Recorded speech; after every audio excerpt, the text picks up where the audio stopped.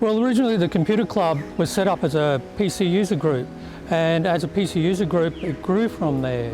It is now a technology organisation. That means that we look after people who are interested in Windows, Apple and Linux, and also tablets and phones, and everything to do with modern technology, including flat screen TVs, stereo systems, robotics, and lots of other things that people have an interest in, even amateur radio. So it covers a broad aspect of technology. And our main emphasis has actually been on educating people how to use these technologies safely, and also how they can do it in a nice community organisation where they can socialise with other people with like-minded interests and ideas. We've actually had a very big community emphasis. That means that we actually have done a lot of training in the community for people who don't necessarily want to join the club.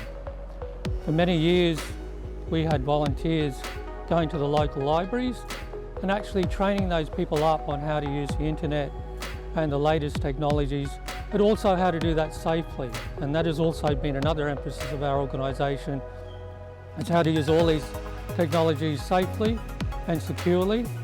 Anything from internet banking to watching out for scams and hacks that may come through in the emails and things like that. So it's an organisation that's broad-based, presented lots of presentations out into the retirement villages and things like that on how to use all this equipment securely. We put out lots of brochures and documents that people can download for free from our organisation's website to keep them up to based on all this sort of security, which is constantly changing.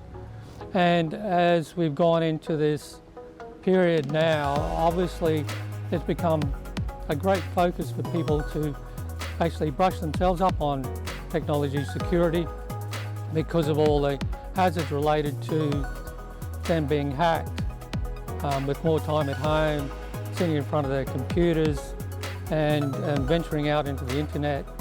You'd be amazed how many people have very little skill in using their devices safely.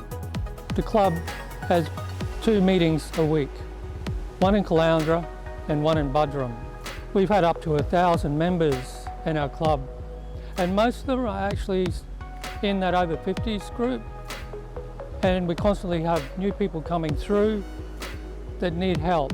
And at these meetings, not only do they have tutorial presentations that change from week to week, but also we have the ability to sit down with them one-to-one and show them how to use their devices. Everyone is volunteering who comes along to the meetings, who has skills to assist people in the community, no matter what their difficulties are with technologies, from phones to tablets to laptops to other technical issues they may be having, even with anything from smart TVs to their refrigerator, if they have a smart refrigerator or something like that. So we have people with a diverse range of skills from a diverse range of backgrounds can actually provide help to people in the community.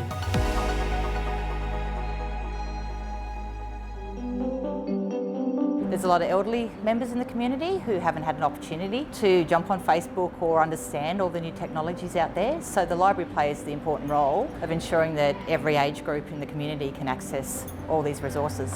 Since 2011, we've been offering a range of robotic encoding programs. A lot longer, we've been offering e-resources, so e-books and e-audio magazines. As much as possible, we try to go online to ensure that there's equity of access for people in outlying regions. And it's also to really promote digital literacy in the community. We run a range of coding and robotics sessions for all age groups. We also have a huge e-library resource pool, and we run a lot of sessions for the senior citizens, so those who don't even know how to log onto a computer. So we run sort of Facebook and introductory sessions. A few years ago, and created a preservation station. The need was there that a lot of our community had old slides and photographs, but they needed to be able to convert those into newer technologies and be able to keep them safe. So we have a roving preservation station. One's for music and film, the other one's for video. So that's become really popular with everybody of all ages, from young people trying to preserve their grandparents' photos to grandparents trying to preserve their memories, really.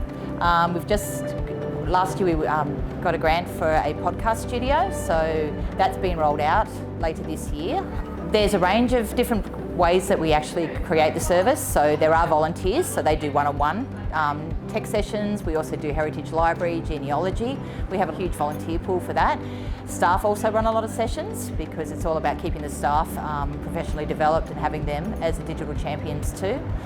So there's a different range. So we have different levels of service for the different needs, because we're still, like I said, there's a lot of have and have-nots. We're still finding there's a lot of gaps in the community where elderly people just need to know how to start an email, but then somebody else wants to learn how to code a Now bot or play with Arduinos and create electronics.